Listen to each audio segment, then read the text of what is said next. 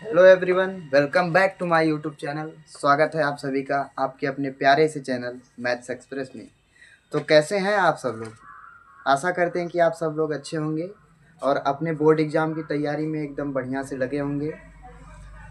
दोस्तों, एग्ज़ाम तो करीब आ गया है, उसके हिसाब से आप तैयारी करना स्टार्ट कर दीजिए और बढ़िया से हर एक चैप्टर का प्रिपरेशन रिवाइज सब कुछ करिए। और ये मैथ्स एक्सप्रेस आपका हमेशा सपोर्ट करेगा, ठीक है? तो ध्यान से देखिए, कभी भी इस टाइप का क्वेश्चन पूछता है, सिद्ध कीजिए करड़ी में 5 एक अपरिमेय संख्या है, तो हम अपने से मानते हैं कि माना बड़ा सा है, लेकिन देख लीजिए माना हमने मान लिया, जैसे ना ये करड़ी में 3 अपरिमेय सिद्ध करना है, तो हम मान लेंगे कि माना करड़ी में 3 ही एक परिमेय संख्या है। माना करड़ी में 3 एक कैसी संख्या है? एक परिमेय परिमेय संख्या संख्या है।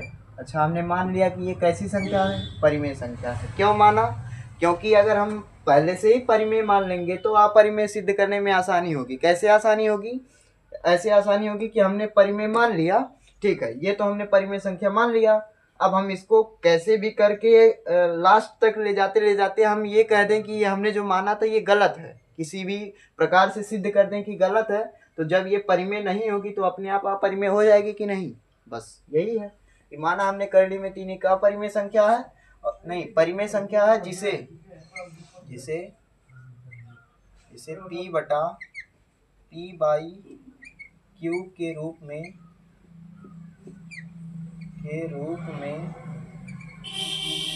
लिखा जा सकता है, लिखा जा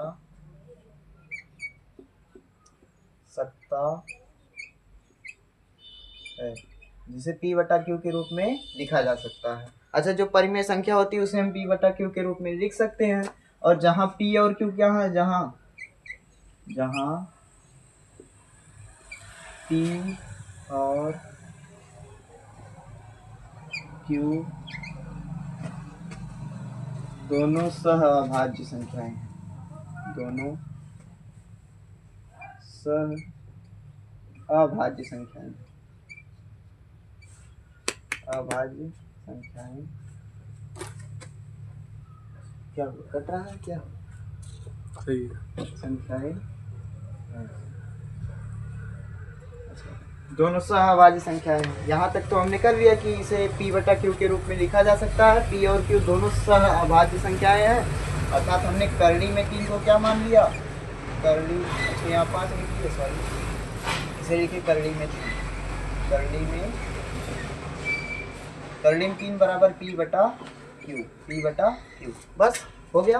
क्योंकि ये हमने परिमेय माना है तो हम p बटा क्यू के रूप में इसको लिख सकते हैं। जब लिख सकते हैं, दोनों का वर्ग करिए फटाफट, दोनों का क्या करेंगे? वर्ग करेंगे। क्यों करेंगे?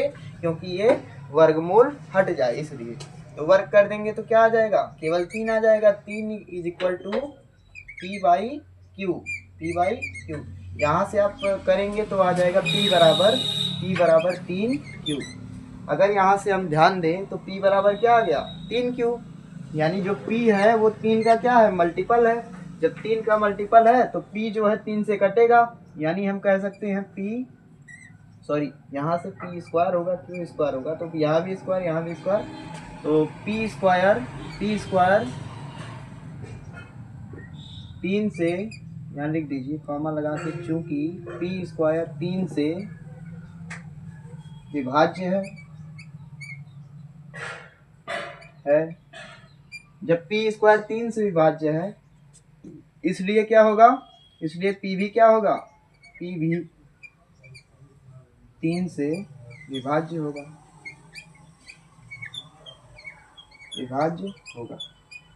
ये पॉइंट एकदम याद रखिएगा, ये नोट हो गया, ये मान लीजिए पॉइंट नंबर 1, ठीक।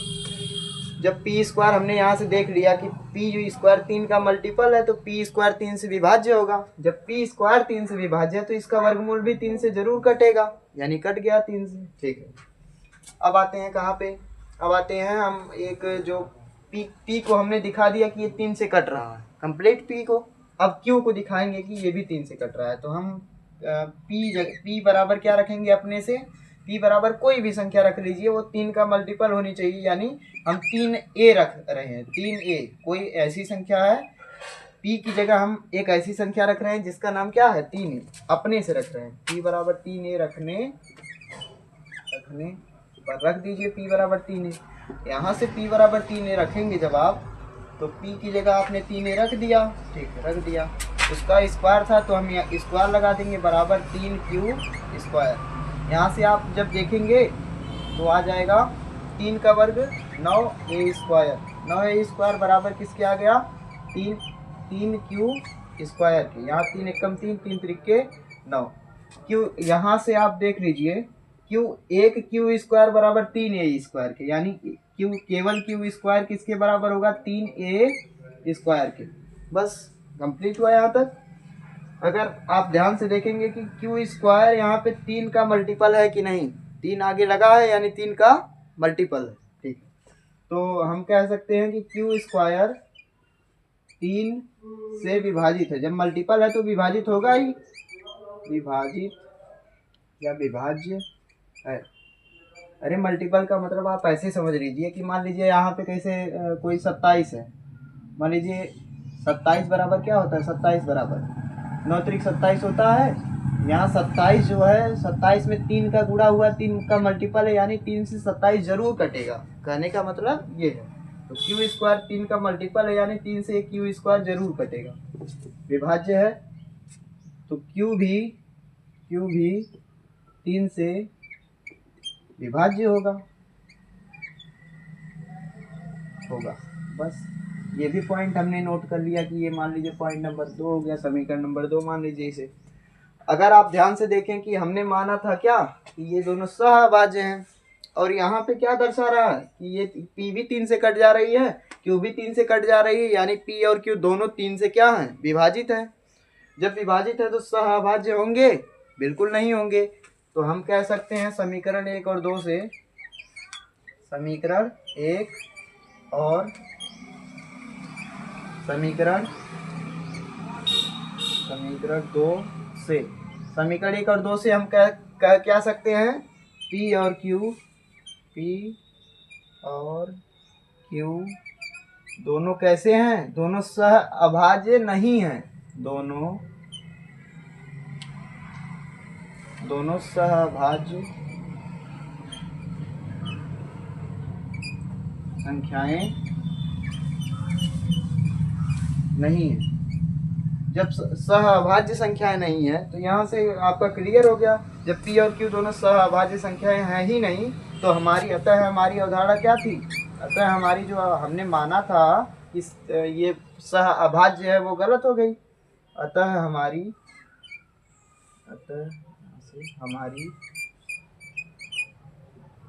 कल्पना कह सकते हैं, कल्पना गलत थी,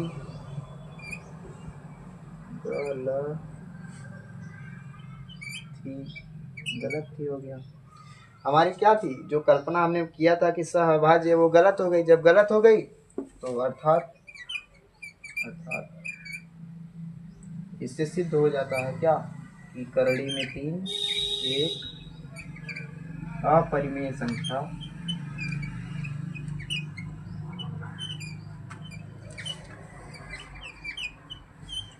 है। यहाँ लिख देंगे, जब सिद्ध हो गया तो लिख देंगे हेंस प्रूव्ड, मतलब ये हमने सिद्ध कर दिया कि ये एक प्रकार की कैसी संख्या है, अभाज्य संख्या है। ठीक है, एक बार थोड़ा सा बेसिक आपका क्लियर हो जाए, यहाँ देखिए ध्यान से, इतने में बेसिक क्लियर करते हैं। कभी भी इस टाइप का क्वेश्चन पूछेगा, देखिए करड़ी में 3 वाला दे दिया आपको, तो या करड़ी में 3 दे दिया, या करड़ी में 5 दे दिया, या करड़ी में 2 दे दिया, इधर कहीं ऐसे दे दिया, तो आप हमेशा सेम ऐसे ही लगाएंगे। और अगर इतना आपने लिख दिया तो एक भी नंबर आपका एग्जामिनर काट नहीं सकता। ठीक है, चलिए अब आते हैं नेक्स्ट क्वेश्चन पे, जो कि ऐसे पूछता है जैसे आगे कहीं जो पूर्णांक रहेगा, जो अपरिमेय संख्या जो रहेगी उसके आगे कोई पूर्णांक लगा देगा, कोई पूर्णांक जोड़ देगा, कोई घटा देगा, कुछ भी गुणा कर देगा या भाग कर देगा। तो इस टाइप का क्वेश्चन कैसे करते हैं, और ये टाइप क्वेश्चन बहुत ही इंपॉर्टेंट होता है और एकदम आसान होता है। देखिए कैसे, जैसे जैसे सेम हमने माना था, मान लीजिए 7 करड़ी में 3 एक अपरिमेय संख्या है, वैसे ही इसमें भी मानेंगे। माना 7 करड़ी में 5 एक अपरिमेय संख्या नहीं, अपरिमेय सिद्ध करना है तो हम मानेंगे परिमेय संख्या। परिमेय संख्या है। अच्छा, हमने मान लिया कि ये कैसी संख्या है, परिमेय संख्या है। जिसे जिसे क्या लिखा जा सकता है, जिसे P बटा Q के रूप में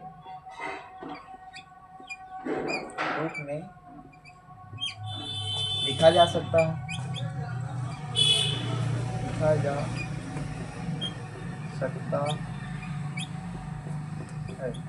जिसे P बटा Q के रूप में लिखा जा सकता है, जहाँ P और Q क्या है, जहाँ P और Q दोनों, वहां पे हमने माना था क्या, वहां पे हमने माना था सहभाज्य संख्या है, लेकिन यहाँ क्या मानेंगे, पूर्णांक। क्यों मानेंगे, अभी कारण भी बताते हैं। दोनों पूर्णांक है।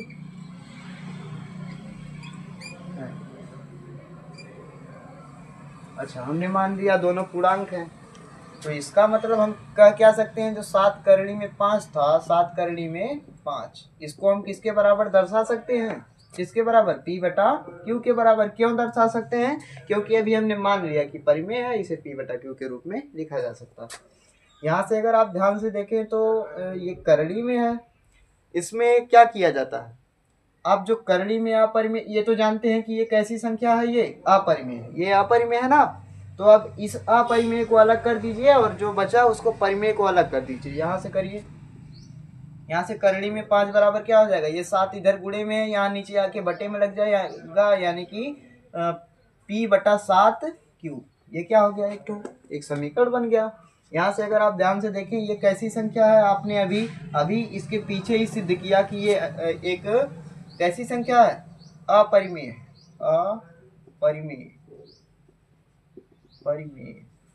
चूंकि P और Q पूर्णांक है, तो जब पूर्णांक का गुणा भाग जोड़ घटाना करेंगे तो ये कैसी संख्या आएगी, परिमेय। बस काम हो गया। अच्छा, कभी बताइए एक अपरिमेय संख्या परिमेय के बराबर होगी, बिल्कुल नहीं होगी। यहाँ पे हम लिख सकते हैं ये बराबर नहीं हो सकती, चूंकि यहाँ लिखेंगे कारण, चूंकि एक अपरिमेय संख्या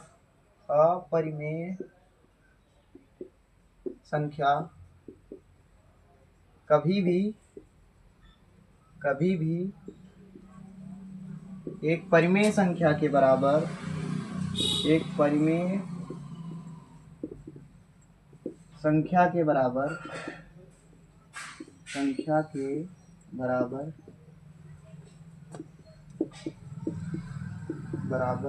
नहीं हो सकती। एक अपरिमेय संख्या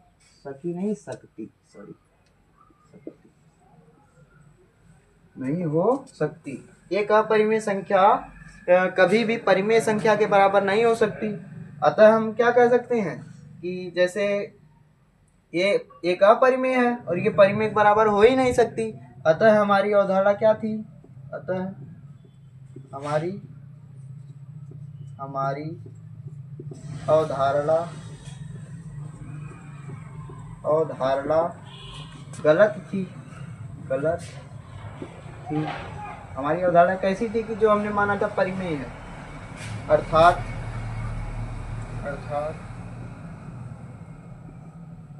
करड़ी में 7 करड़ी में 5 एक कैसी संख्या है, एक परिमेय संख्या नहीं है, अपरिमेय है, अपरिमेय संख्या है। ठीक, और ये इम्पोर्टेंट क्वेश्चन है, लगभग 2 नंबर में ये पूछता है, तो अगर आप इतना ही लिख देंगे तो आपको 2 नंबर एकदम फिक्स है कि मिल जाएगा, 1 नंबर भी उसमें कट नहीं सकता। ठीक, यहाँ से लिख दीजिए हेंस प्रूफ। लेकिन एक बात समझिए थोड़ा सा, आपने मान दिया कि हाँ 7 करड़ी में 2 दिया था तो P बटा Q के बराबर मान के लगा दिए, लेकिन अगर बोल दे कि 7 करड़ी में 2 ना दे के 7 प्लस करड़ी में 5 दे दे, ऐसे दे दे, तब हम मानेंगे सेम यही काम लिखेंगे। इतना 1 लाइन 2 लाइन लिखेंगे, इसके बराबर पी बटा क्यू भी लिख देंगे। फिर उसके बाद एक काम करेंगे, कौन सा काम, ये जो 7 है इधर प्लस में है, यहाँ से हटाएंगे, इसको अकेला करना है। ये यहाँ से 7 को हटाएंगे, इधर लेके आएंगे, माइनस में कर देंगे। और फिर थोड़ा सा सॉल्व करेंगे कि पी बटा पूरे के क्यू लगाएंगे और क्यू का गुणा 7 में करेंगे तो -7 क्यू। अब देखिए ये पूर्णांक था तो इधर परिमेय हो जाएगा और इधर करड़ी में 5 अपरिमेय है, तो यहाँ से एक अपरिमेय, परिमेय बराबर नहीं हो सकती। यहाँ पे आप सिद्ध कर सकते हैं। ऐसे कोई भी क्वेश्चन आ जाए, देखिए माइनस वाला आ जाएगा तो सेम ऐसे ही करेंगे। मान लीजिए ऐसे भाग में दे दिया, मान लीजिए एक दे दिया 1 बटा करड़ी में 2 परिमेय है कि अपरिमेय सिद्ध करना है, मान लीजिए अपरिमेय सिद्ध करना है, तो हम मानेंगे पी बटा क्यू सेम ऐसे ही, इसको मानेंगे ऐसे ही। फिर क्या करेंगे, पक्षांतर कर देंगे। यहाँ से करड़ी में 2 हमको ऊपर करना है तो हम ऊपर कर दिए, जैसे इसको ऊपर कर दिए, इसको नीचे, बराबर सेम वैसे ही इसको ऊपर कर दीजिए, क्यू को ऊपर बटे पी को नीचे। तो यहाँ से ये भी क्या है, अपरिमेय, और ये परिमेय बन गया क्योंकि पूर्णांक है। एक अपरिमेय परिमेय के बराबर कभी हो ही नहीं सकता। जब नहीं हो सकता तो ये हमारी अवधारणा गलत थी। ऐसे करके कोई भी क्वेश्चन आए तो आप सिद्ध कर सकते हैं। ठीक है दोस्तों, आशा करते हैं कि वीडियो अच्छा लग रहा है। अगर अच्छा लग रहा है तो वीडियो को लाइक और सब्सक्राइब चैनल को सब्सक्राइब करना ना भूले, सपोर्ट करिए थोड़ा सा।